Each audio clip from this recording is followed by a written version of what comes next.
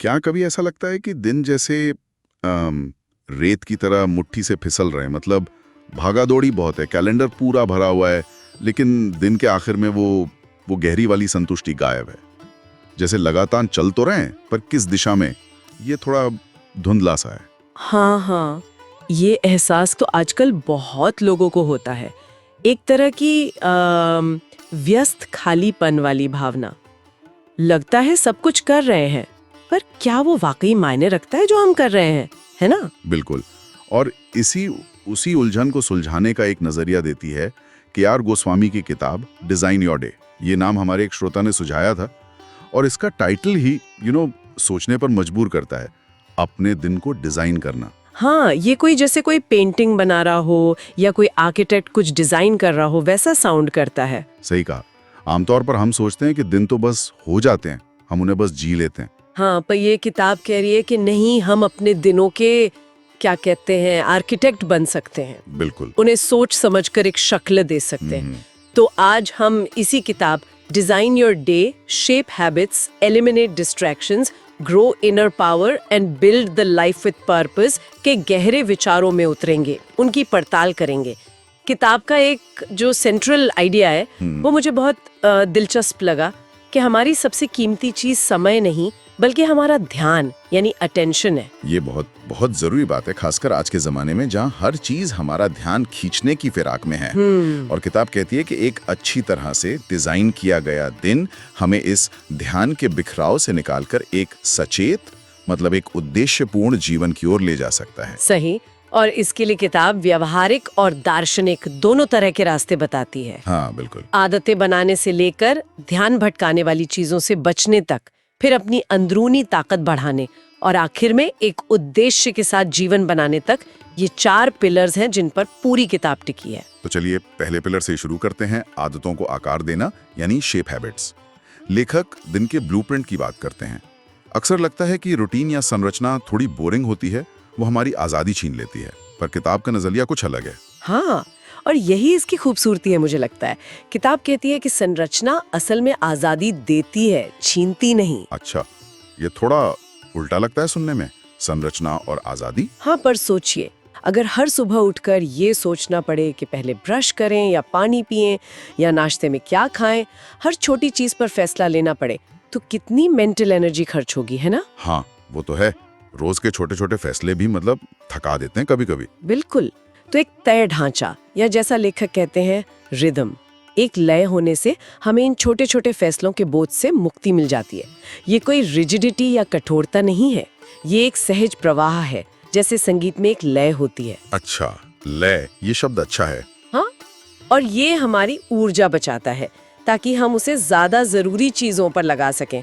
बार बार ये नहीं सोचना पड़ता कि अब क्या करना है। ये रिदम वाली बात वाकई सोचने लायक है। मतलब ये अनुशासन को बोझ नहीं बल्कि एक तरह का सपोर्ट सिस्टम बना देती है। फिर किताब हैबिट स्टैकिंग की तकनीक बताती है, यानी नई आदतों को पुरानी आदतों के साथ चिपका देना, जोड़ देना। ये सुनने में तो बड़ा सिंपल लगता है। हाँ, और ये काम भी करता है क्योंकि ये हमारे दिमाग के काम करने के तरीके पर बेस्ड है। हमारा दिमाग पैटर्न पसंद करता है ना, तो जब हम कोई नई आदत, मान लीजिए बहुत छोटी सी आदत जैसे एक पेज पढ़ना, उसे किसी पहले से बनी आदत जैसे सुबह की चाय बनाने की ठीक बाद जोड़ देते हैं, तो वो पुरानी आदत नई आदत के लिए एक ट्रिगर, एक इशारा बन जाती है। अच्छा, जैसे एक चीज खत्म हुई तो दूसरी अपने आप याद आ गई। हाँ एग्जैक्टली। और यहाँ सबसे जरूरी बात जो लेखक कहते हैं वो है शुरुआत बेहद छोटी करनी है, मतलब 2 मिनट या उससे भी कम। इतनी छोटी कि उसे ना करने का कोई बहाना ही ना मिले। बिल्कुल, इतनी छोटी कि दिमाग कहे अरे यार ये तो कर ही सकते हैं। जैसे रोज जिम जाने का बड़ा लक्ष्य बनाने के बजाय शायद सिर्फ रोज जिम के कपड़े पहनने की आदत डालना, धीरे धीरे वो आदत जड़ पकड़ लेती है और फिर उसे बढ़ाना आसान हो जाता है। वाह, मतलब बड़े बदलावों की नींव असल में बहुत छोटी, लगातार की जाने वाली क्रियाओं में है। और इसी सोच को आगे बढ़ाते हुए किताब सुबह और शाम की रस्मों, मॉर्निंग और इवनिंग रिचुअल्स पर बहुत जोर देती है। ये सिर्फ कुछ काम निपटाना नहीं है, है ना? ये कुछ और है। हाँ बिल्कुल, ये दिन को सही दिशा देना और फिर उसे सार्थकता से समेटना है। सुबह की रस्म को लेखक मॉर्निंग कंपास कहते हैं। मॉर्निंग कंपास मतलब दिन की दिशा तय करने वाला। हाँ, इसमें सिर्फ उठना और काम पर भागना नहीं है, बल्कि कुछ पल रुककर शायद थोड़ा शरीर को जगाना, स्ट्रेचिंग वगैरह, फिर दिमाग को शांत करना, शायद कुछ मिनट ध्यान या जर्नलिंग, या बस अपनी आज की प्राथमिकताओं के बारे में सोचना। मतलब दिन की भागदौड़ शुरू होने से पहले खुद को सेंटर करना एक तरह से। हाँ, खुद को तैयार करना। और शाम की रस्में, अक्सर दिन खत्म होते होते तो हम इतने थक जाते हैं कि बस बिस्तर पर गिरना चाहते हैं। और यही हम चूक जाते हैं। लेखक के अनुसार शाम की रस्में भी उतनी ही जरूरी हैं। ये दिन भर के तनाव और दिमाग में घूम रहे अधूरे विचारों को निकालने का समय है। लेखक इसे ब्रेन डंप कहते हैं, मतलब सब कुछ कागज पर उतार देना ताकि दिमाग खाली हो सके। ब्रेन डंप, ये अच्छा तरीका लगता है। हाँ, और इसके अलावा रिश्तों को समय देना, शायद बिना स्क्रीन के थोड़ी बातचीत करना और अगले दिन के लिए थोड़ी तैयारी करना, जैसे कपड़े निकालना या बैग पैक करना।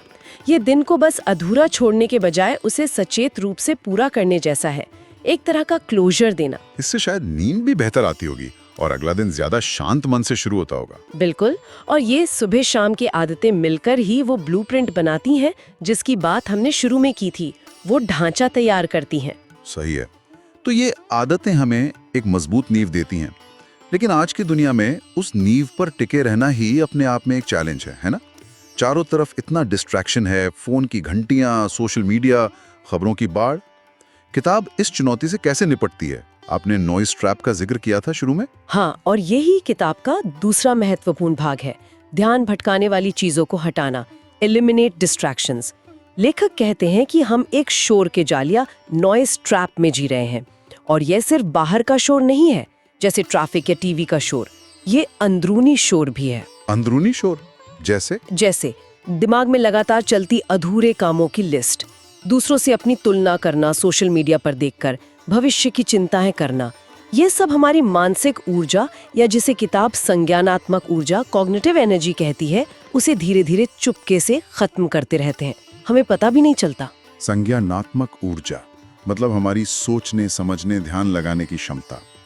तो इस अदृश्य दुश्मन से कैसे लड़ें? ये तो हर जगह है। लेखक एक बहुत प्रैक्टिकल तरीका सुझाते हैं, मानसिक फिल्टर बनाना। मानसिक फिल्टर? हाँ, जब भी कोई नई जानकारी, कोई नया काम या कोई विचार हमारे सामने आए, तो खुद से 3 सवाल पूछें। क्या ये अभी इसी वक्त महत्वपूर्ण है? दूसरा, क्या ये मेरे नियंत्रण में है? और तीसरा, क्या ये 1 साल बाद भी मायने रखेगा? अच्छा, ये 3 सवाल। हाँ, अभी जरूरी है, मेरे कंट्रोल में है, 1 साल बाद मैटर करेगा। हाँ, ये सवाल हमें फिल्टर करने में मदद करते हैं। जो चीजें वाकई जरूरी हैं, सिग्नल, उन्हें गैर जरूरी चीजों, शोर से अलग करने में।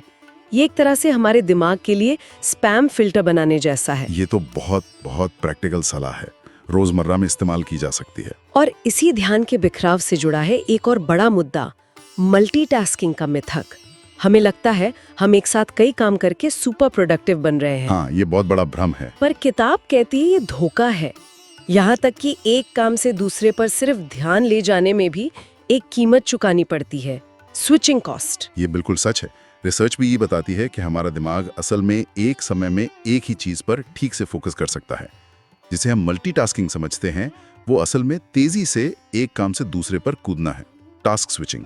अच्छा, कूदना। हाँ। और हर बार जब हम कूदते हैं तो हमारा थोड़ा समय और थोड़ी मानसिक ऊर्जा बर्बाद होती है।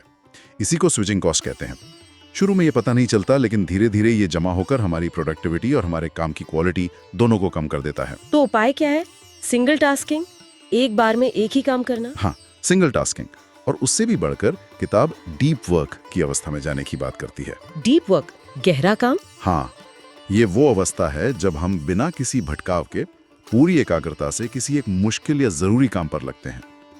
यहीं पर हमारा सबसे अच्छा, सबसे क्रिएटिव काम होता है। किताब कहती है कि फोकस आज के युग की सुपर पावर है। सुपर पावर, हाँ, ये कह सकते हैं।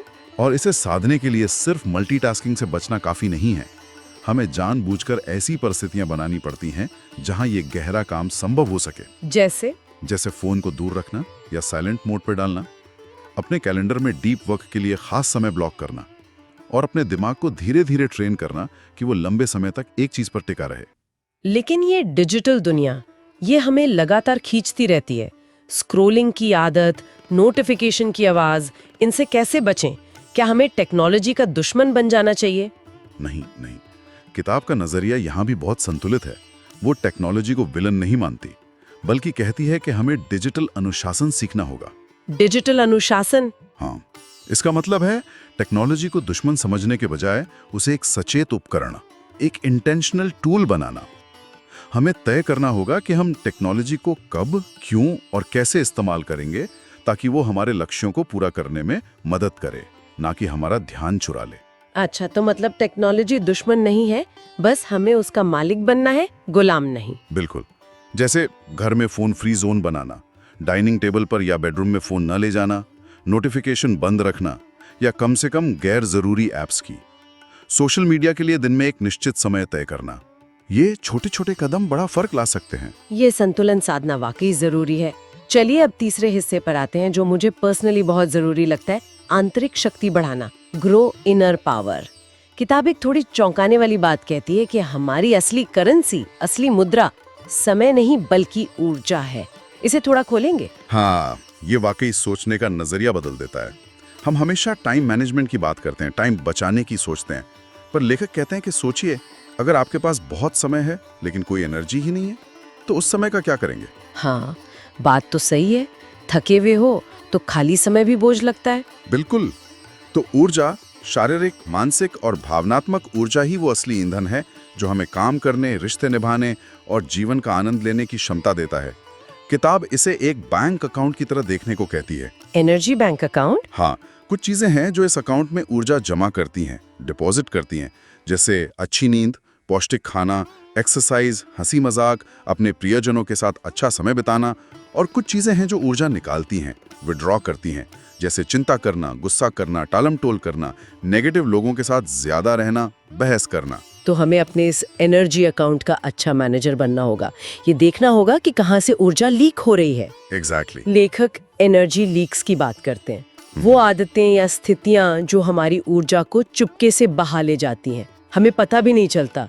जैसे बेवजह की चिंता करना, किसी पुरानी बात पर अटके रहना, कोई फैसला न ले पाना, अनिर्णय की स्थिति में रहना, या उन लोगों के साथ समय बिताना जो आपको भावनात्मक रूप से निचोड़ लेते हैं। हाँ, ऐसे लोग होते हैं। तो इन लीक्स को पहचानना और उन्हें बंद करना बहुत जरूरी है। हमें अपनी ऊर्जा को समझदारी से निवेश करना सीखना होगा, ठीक वैसे ही जैसे हम पैसे को करते हैं, कहाँ लगानी है, कहाँ बचानी है। सही कहा। और इस आंतरिक शक्ति का एक और बहुत महत्वपूर्ण पहलू है हमारा सेल्फ टॉक, यानी हम खुद से किस तरह बात करते हैं। किताब इसे सेल्फ टॉक आर्किटेक्चर कहती है। ये क्या है? ये मूल रूप से हमारे दिमाग में जो लगातार अंदरूनी बातचीत चलती रहती है, उसका ढांचा या उसकी बनावट है। हमारे अंदर कई तरह की आवाजें होती हैं ना। एक आवाज होती है जो हमारी आलोचना करती है, एक जो हमें डराती है, एक जो आशावादी होती है, एक जो यथार्थवादी होती है। हाँ, ये तो महसूस होता है। कभी खुद पे गुस्सा आता है, कभी थोड़ी हिम्मत बनती है। बिल्कुल। और ये आवाजें हमारी भावनाओं, हमारे फैसलों और हमारे कामों पर बहुत गहरा असर डालती हैं। अगर हमारे अंदर का आलोचक ज्यादा हावी है तो हम हर छोटी गलती पर खुद को कोसते रहेंगे, नई चीजें आजमाने से डरेंगे, आगे बढ़ने में हिचकिचाएंगे। ये तो बहुत लोगों के साथ होता है। क्या इस आर्किटेक्चर को, इस ढांचे को बदला जा सकता है? हाँ, और यही किताब की सबसे उम्मीद जगाने वाली बातों में से एक है। हम इस अंदरूनी बातचीत के प्रति सचेत होकर इसे बदल सकते हैं।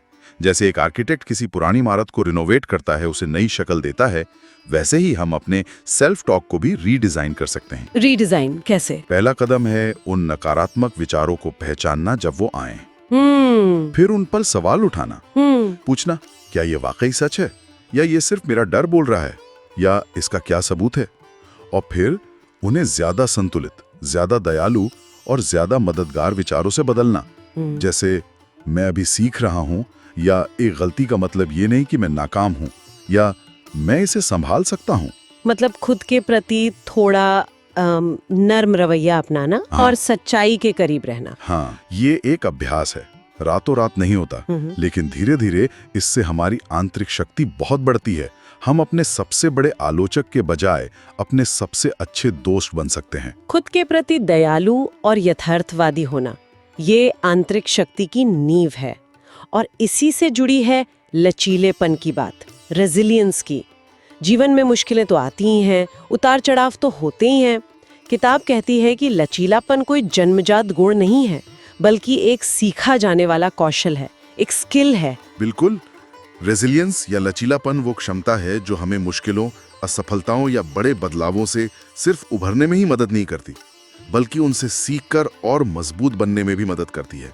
सिर्फ वापस खड़े होना नहीं, बल्कि पहले से बेहतर होकर खड़े होना। हाँ, कुछ वैसा ही।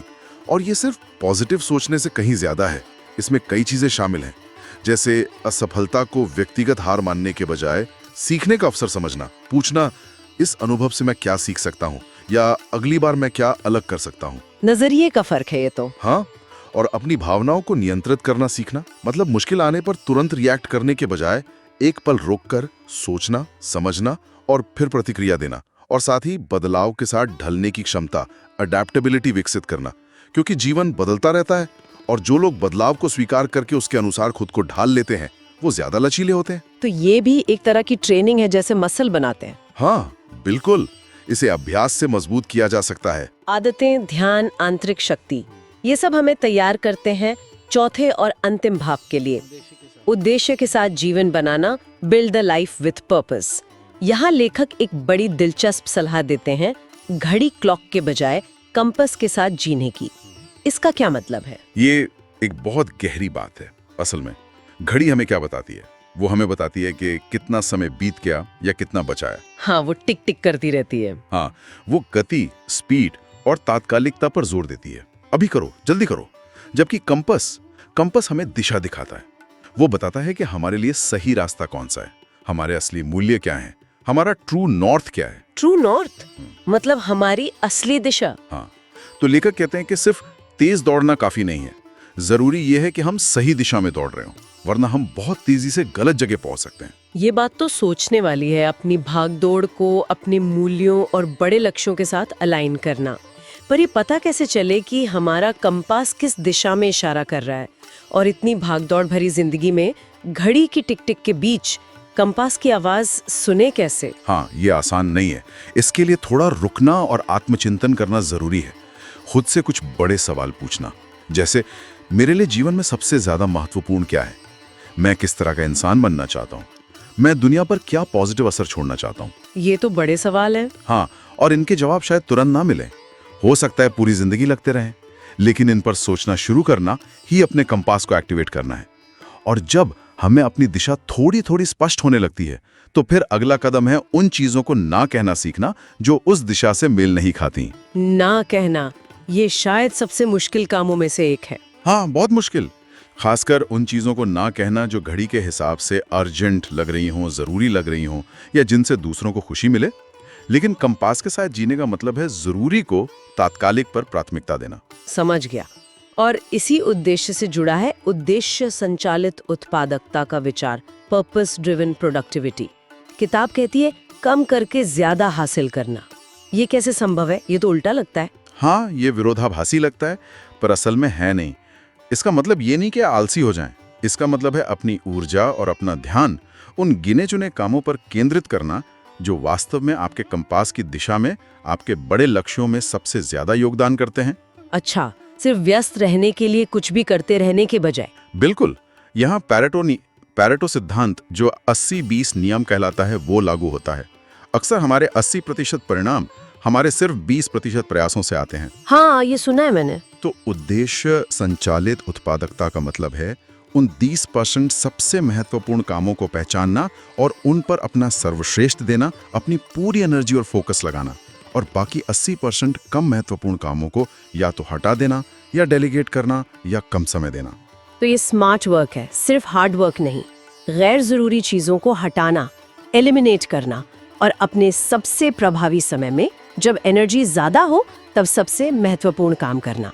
हाँ बिल्कुल, अपने नेचुरल रिदम्स को समझना और उनके अनुसार काम करना, और इसमें आराम, खेल और सोचने विचारने के लिए भी जगह बनाना शामिल है। आराम और सोचना भी प्रोडक्टिविटी का हिस्सा है। हाँ, क्योंकि अक्सर सबसे अच्छे आइडियाज और दिशा तभी मिलती हैं जब हम उस लगातार भागदौड़ से थोड़ा हटकर शांत होते हैं, रिफ्लेक्ट करते हैं। उद्देश्य सिर्फ काम में नहीं, बल्कि जीवन के हर पहलू में संतुलन लाने से मिलता है। ये तो बहुत अहम बात है। और अंत में किताब विरासत की बात करती है, लेगेसी की। ये थोड़ा भारी शब्द लगता है, लेखक का इससे क्या मतलब है? क्या कोई बड़ी चीज छोड़ जाने की बात हो रही है? नहीं, लेखक का नजरिया यहाँ भी बहुत जमीनी है। वो कहते हैं कि विरासत वो चीज नहीं है जो हम मरने के बाद पीछे छोड़ते हैं, कोई बड़ी इमारत या बैंक बैलेंस, बल्कि विरासत वो कहानी है जो हम हर दिन अपने जीने के तरीके से लिख रहे हैं। हर दिन? कैसे? हमारी आदतें कैसी हैं, हमारा ध्यान कहाँ रहता है, हम मुश्किलों का सामना कैसे करते हैं, हमारे रिश्ते कैसे हैं, हम अपने मूल्यों पर कितना चलते हैं, दूसरों के साथ हमारा व्यवहार कैसा है। ये सब छोटी छोटी चीजें मिलकर ही हमारी विरासत बनाती हैं। इसे भविष्य के लिए टालने की जरूरत नहीं है, हम इसे अभी इसी पल जी रहे हैं। वाह, तो विरासत छोड़ी नहीं जाती, जी जाती है। हाँ, और अपने दिन को उद्देश्य के साथ डिजाइन करके हम सिर्फ अपना जीवन बेहतर नहीं बना रहे होते, बल्कि हम अनजाने में ही अपना प्रभाव, अपनी विरासत भी गढ़ रहे होते हैं। वाह। तो संक्षेप में अगर देखें तो के.आर. गोस्वामी की डिजाइन योर डे हमें यही याद दिलाती है कि हमारे दिन सिर्फ बीतने के लिए नहीं है, उन्हें हम सचेत रूप से सोच समझकर गढ़ सकते हैं, डिजाइन कर सकते हैं। आदतों की नींव डालकर, अपने ध्यान को साधकर, अपनी अंदरूनी शक्ति जगाकर और एक उद्देश्य की दिशा में चलकर हम न सिर्फ ज्यादा काम पूरा कर सकते हैं, बल्कि एक ज्यादा भरा पूरा, ज्यादा सार्थक जीवन जी सकते हैं। हाँ, और सबसे महत्वपूर्ण बात शायद ये है कि ये चारों हिस्से, आदतें, ध्यान, आंतरिक शक्ति और उद्देश्य, ये अलग थलग नहीं है। ये सब एक दूसरे से जुड़े हुए हैं, एक दूसरे को सहारा देते हैं। जैसे अच्छी आदतें बनाना आसान हो जाता है जब आपका उद्देश्य स्पष्ट हो। ध्यान केंद्रित करना आसान होता है जब आपकी आंतरिक शक्ति बड़ी हुई हो, जब आप थके हुए ना हो। हाँ, ये एक दूसरे को मजबूत करते हैं। बिल्कुल, ये एक पॉजिटिव साइकिल बनाते हैं, एक अच्छा चक्र बनाते हैं जो जीवन में एक लय और सामंजस्य लाता है। किताब में एक जगह ये भी कहा गया है कि दशक दिनों से बनते हैं। ये बात सोचने पर मजबूर करती है कि आज हम जो कर रहे हैं, जिस तरह से अपना दिन जी रहे हैं, वही हमारे आने वाले कल की और यहाँ तक कि आने वाले दशक की कहानी लिख रहा है। बिल्कुल, भविष्य कोई दूर की चीज नहीं है जो अचानक आ जाएगी। वो आज के हमारे छोटे छोटे चुनावों और कामों का ही नतीजा है। हर दिन एक ईंट रखने जैसा है। तो इस पूरी चर्चा के बाद एक सवाल मन में आता है, और शायद ये श्रोताओं के मन में भी आए। आज ऐसा कौन सा एक छोटा सा बदलाव, कौन सा एक छोटा सा डिजाइन एलिमेंट अपने दिन में जोड़ा जा सकता है? कौन सा एक कदम, चाहे वो कितना भी छोटा क्यों ना हो, जो घड़ी की टिक टिक से थोड़ा हटकर हमारे अपने कंपास की दिशा में हो। हाँ, ये सोचने वाली बात है। हाँ। शायद सुबह उठकर 5 मिनट सिर्फ शांत बैठना, या खिड़की से बाहर देखना, या रात को सोने से पहले ऐसी 3 चीजें लिखना जिनके लिए शुक्रगुजार महसूस करते हैं, या शायद बस एक काम चुनना और उसे बिना फोन देखे पूरा करने की कोशिश करना। हाँ, बिल्कुल, शुरुआत कहीं से भी हो सकती है। जरूरी नहीं कि सब कुछ एक साथ बदल दिया जाए, बस एक छोटा सा कदम उठाना। हाँ, शायद इस बातचीत ने कुछ विचारों को चिंगारी दी हो। अगर ये बातें कहीं छूती हैं तो यकीनन किताब में और गहराई से उतरना फायदेमंद हो सकता है। हर दिन वाकई एक कोरा कैनवस है और डिजाइन करने का ब्रश वो हमारे हाथ में है।